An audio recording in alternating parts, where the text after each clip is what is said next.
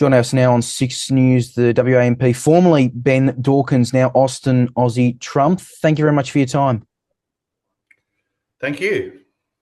So, I mean, pretty simple question. Why? Why would you legally change your name to Austin Trump? It's a unique form of protest. Yeah. So I just want to draw people's attention to some of the legislation that's gone through in the 2 years I've been there. Labor has a supermajority, and a double majority, so both houses. I mean, already people are starting to get bored, I suppose. But so the idea of a protest was that if I get one person to look at what Labor has done with its double majority, supermajority in the West Australian Parliament, then the protest will have been successful. It's about, like all protests, drawing people's attention to an issue. And the issue we have here is an authoritarian government that has essentially, well, exactly 74 seats out of 95. I think that's right. Yeah. In between the two houses of Parliament. So we're basically, we've got a situation where they ram legislation through, they cut the debate short, and they put stuff through without it being properly scrutinised. And look, I mean, you're not obviously the first MP to raise that. I was speaking the other day with Brian Walker from Legalised Cannabis, and we've spoken about Labor's supermajority before. Is there any thing in particular that Labor has pushed through in your time, and you've been there for half the time Brian Walker has, that is a particular point of concern for you? Is there one or two issues in particular? Yes. So they've used their majority to change the Electoral Act 4 times. Each time it makes it better for them, for Labor, and if not just for them, then the other major party being Liberal. So I can give you the examples of that. They've doubled their funding, so it's now $4 per vote that the parties get reimbursed for contesting this election. So in the case of Labor having such a big majority, that's going from basically $3 million last election to $6 million. So the government is taking taxpayer money to spend on advertising to tell you to vote for them. And they've just doubled that amount, and it's particularly favouring Labor. So it's one example of how they're more or less legislating themselves into another term. They've abolished the regions in the upper house. So we had country regions, or so that the country got a fair say in the Parliament. We had 6 regions in the upper house. They've been abolished. Mark McGowan said he wouldn't do that 6 times, but he went ahead and did it. So that favours the Labor Party a lot, because the country-based political parties, for example, the Nationals, that's how they used to get into Parliament, effectively through these regions. So that country voice has been eliminated now, and the incentive is now for everyone, all the MPs or all the candidates, to campaign in the city. And Labor obviously dominates in the city. They're essentially a city party, Labor and the Greens. So you can see how it's now been changed again to favour Labor. It's going to be pretty much a city-based campaign, because there are no country seats in the upper house, specific country seats. It is an interesting move that Labor obviously did with that. We've covered that. Also, obviously removed the preference controlling group voting tickets. The argument can be made that it was overrepresentation for the country, that it was unfair, it was malproportionate. Do you buy any of that? I'll note, obviously, for those who are unfamiliar, you are the member for South West, which is a regional upper house, soon to be abolished region. That's correct. Well, he said he wouldn't do it. He went to an election saying he wouldn't do it. This is McGowan, and then he's done it, and it favours them. This is not the only one. They've changed it 4 times. Did you know that they actually, in a Stalinist way, abolished or banned one of their political opponents, being Democratic Labor Party. So at the 11th hour, just in November, before Parliament rose, they put through a bill to ban a specific party that was validly registered under the existing law, being the Democratic Labor Party. So they've retrospectively gone back and applied this legislation that bans the Democratic Labor Party from participating in the next election, in this coming election. So we've only ever seen that in the course of history in authoritarian states, like under Stalin, for example, that you actually ban your opposition. That must be of concern to people, that they would use their majority to do that. The Democratic Labor Party has been around by that name for 80 years, since Santa Maria split with the Labor Party itself and formed the Democratic Labor Party. So, I mean, that was 80 years ago. So suddenly they say that it causes confusion, hasn't caused confusion for 80 years, and they've banned one of their opponents. It's another example. Yeah, I'll note for those who are unfamiliar also, the Stop Pedophiles, Protect Kiddies, that's DLP under a new name. And so it's the name, as you say, that they had to go under because of the rule that was in place. We've obviously seen federal stuff as well with the naming. It's interesting hearing all these comments from you. It wasn't a rule that was in place. It was a rule that was brought in. Yeah, it was brought in, as in, yeah. It was brought. It was there in the Parliament debating it, and it was brought in to get rid of that party. Yeah, it was. You're right again. It was brought in at the last minute. I was certainly expecting him to be contesting as the DLP, but alas, they are the Protect Kiddies party now. It is interesting hearing you making all these comments. I think for someone unfamiliar with your work and your background, they'd be pretty surprised to know that you were a Labor candidate at the last election, which was just 4 years ago. You're very critical of them and of major parties in general. Why were you a member of them and running for them just, one term ago? I'm the same person I always was. And I was on the periphery of the Labor Party, eventually was asked to put my name down in the Southwest region and did so. I didn't have a lot of problems with the Labor Party, obviously, because I was with them. But it wasn't until, and this is the case for sure. It wasn't until COVID, the Voice, and then the things that Albo and the McGowan-Cook Labor government have done here that are just so absurd. I could talk about the self-ID legislation, where you can now in Western Australia walk into the registry as a man and walk out as a woman for $27.50. This is not about any surgery or anything like that. Just literally change your birth certificate to the other sex. You just need a note from the GP.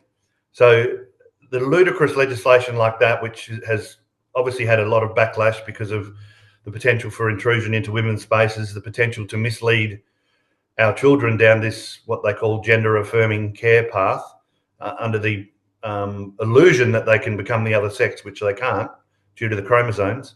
I mean, these sort of things would make any Labor person turn in their grave. The Bob Hawkes of this world would be disgusted by where the Labor Party is now. And I'm with Bob. I'm with a lot of people. I mean, the Labor Party used to have a right wing, and the right wing of the Labor Party is decimated, and so we're basically beholden to one or two extreme feminist lefties in Western Australia, such as Carolyn Smith, the United Workers Union, who basically dictate the legislative agenda for Western Australia, and we're not happy with it. It's not about me suddenly changing my views. I've always had a common sense view of the world, being a lawyer as well, and it was just something that happened when you don't realise, whole purpose of this conversation, you don't realise how bad things are until you get in there and you see them ramming through legislation, cutting the debate short and pushing through absurd things. Yeah, you mentioned two things at the start there, COVID and the Voice. I mean, Labor had supported the Uluru Statement for years, including back in 2021. The hardline kind of COVID policies were really why Mark McGowan got back in with such a large majority in 2021. I mean, these seem to be things that were obvious and on the radar back when you were a candidate for them. I went through a lot of COVID, being a Labor person, and I started as time went on, and you can see in my inaugural speech, which happened in 2023, that the mandates and the job losses from mandates, as a result of people wanting to preserve their bodily autonomy, as time went on, that was more apparent to me that those there were other options for those government departments, for example, to deal with those people who chose not to take the vaccine, and that was demonstrated in other states. So you're right, it was an emerging issue. I guess I reached a tipping point, and it was around about the time when I was elected to Parliament, and my first motion was actually asking the Labor government to take account for the harms caused by the mandates to good police officers, nurses, etc., that lost their jobs. You might be surprised to know that it was an evolving issue. In fact, it was only in October just gone that 13 or 14 police officers were actually finally sacked after being stood down for 4 years at a cost of $4 million to the taxpayer. And this was 2 years after the mandates were lifted. So that's just belligerent retribution by the commissioner. And I told him that in estimates in Parliament. I told the commissioner that, and it's on X and YouTube and everything else.